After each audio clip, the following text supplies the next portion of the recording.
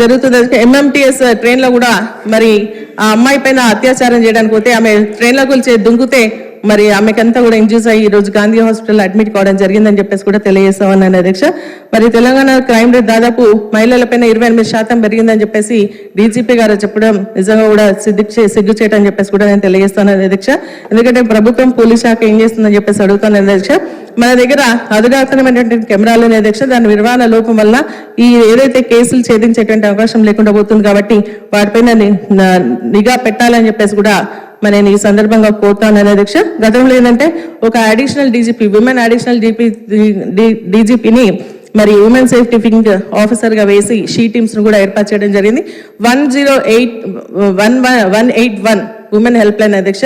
100కి సంబంధించి కూడా ఏమైనా ఇష్యూస్ ఉంటే గతంలో ఫోన్ చేసి ఇమీడియట్ గా 5-6 నిమిషాల్లో రెస్పాండ్ అయ్యేది. ఇప్పుడు కనీసం 15 నుంచి 20 నిమిషాలు పడుతుంది అధ్యక్ష.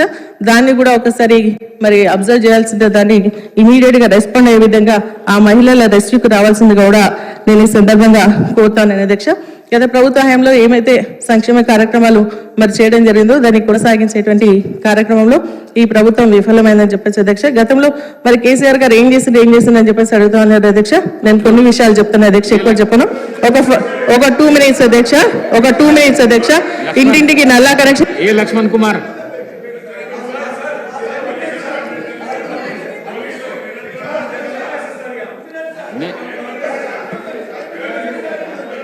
అధ్యక్ష, అవకాశం ఇచ్చినందుకు ధన్యవాదాలు అధ్యక్ష.